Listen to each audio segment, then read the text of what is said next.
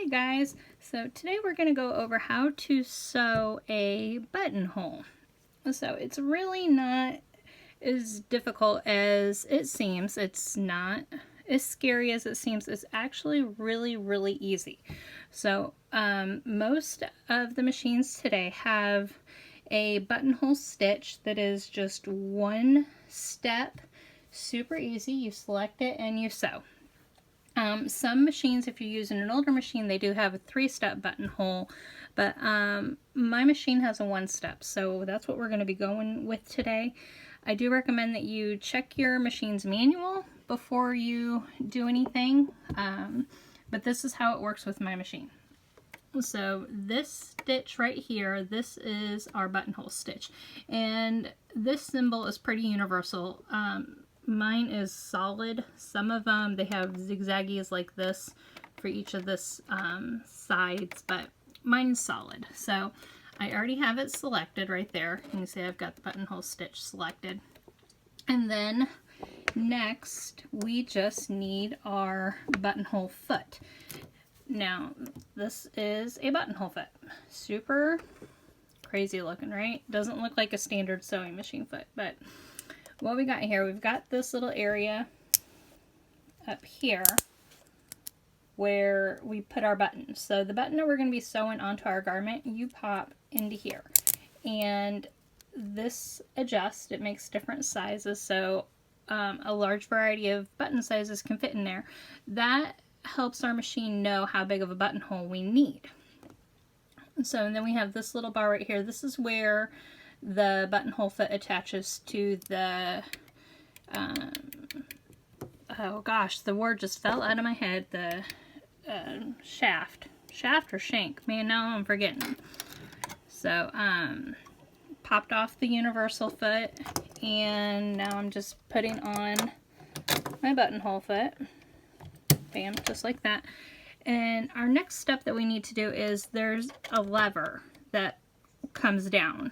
It's a little different for all machines, but you must have this lever engaged for this process to work. So what this does is it tells your machine when to change directions, because we're sewing a rectangle. So the machine goes and then this moves. See how that slides? And there's this little lever in the back here that when this bar hits it, that's when it knows when to change directions. Sometimes, some machines, you have to push this bar back to get it engaged.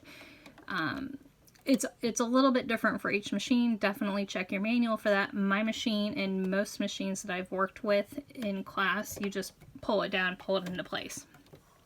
Threads, some machines, they're rather particular, and you've got to put the thread under the foot and then hold both the top thread and the bobbin thread back.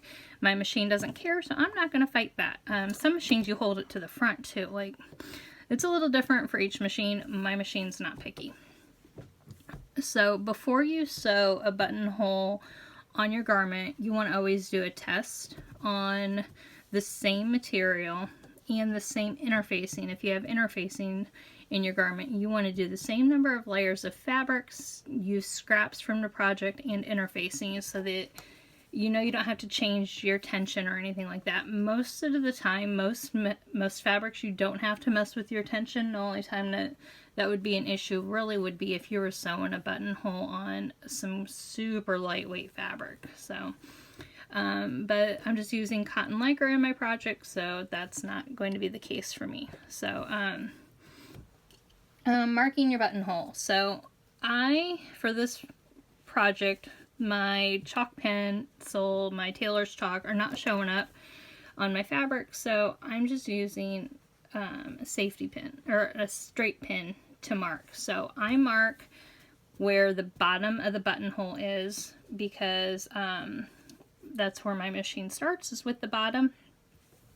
So you just put this in the machine and line up the needle with your mark. Most likely it is the bottom mark.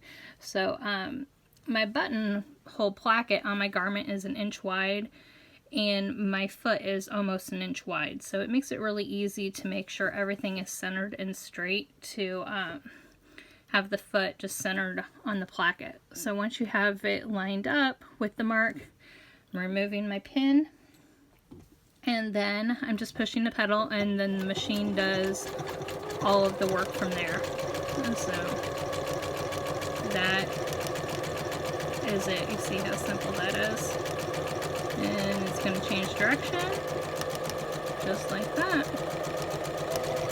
And then it goes back to the top. It usually does a basting stitch down the second side, and then sews it in reverse going back up. And then it does bar tacks on each end. Mine goes all the way down to cutting the thread. Not all machines do that. So I'm still getting a messy looking foot, but that's why we test. So there we go. That is how to sew a buttonhole on your machine. So if you're going to do a second one, like say we've got our mark right up here, I'm just putting this in a general location. So random location. So you line that up, and you see the little point here? It makes it really easy to line up your buttons in a straight line if that point is pointing directly at the previous buttonhole. So if you start at the bottom and go up, it makes it really simple to make sure your buttons are in a nice straight line. We'll just do the same process. I know it's why it's wonky, because I'm just doing this as a demo and I didn't grab a piece of interfacing. So that's why my buttonholes are wonky. That's okay.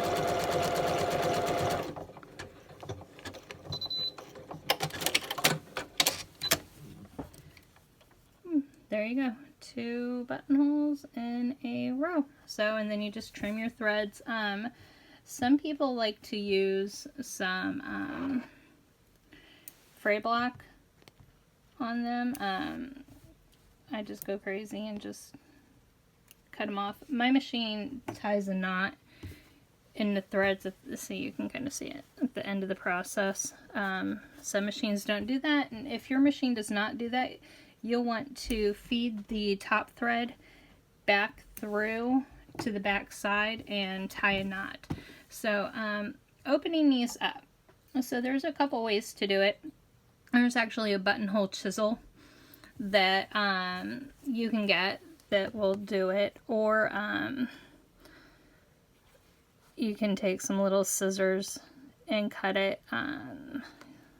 This is what I do. So I'm putting a pin, oh, I didn't have that lined up very well, at the top. And then where did my seam ripper go? Okay, this is fun. Alright, where's my other seam ripper? Okay. And get a seam ripper and start at the bottom and just shove the point of the seam ripper into the fabric, and then just carefully run it along. So the pin will keep you, see, you can't go through the pin. The pin will keep you from breaking through that bar tack at the end. And again, I didn't interface this, and so mine looks lovely. This is why interfacing is very important. So there you go. We have an opened buttonhole. Another thing that I will do sometimes is I will take my super small rotary cutter and just press it in. Whoa, sorry guys. Press it into the buttonhole and break it open that way. So that I prefer that method instead of the seam ripper with knits, because knits do tend, even with some interfacing, they tend to stretch out a bit like that. So there you go. I hope that helps you with your buttonholes. Thanks.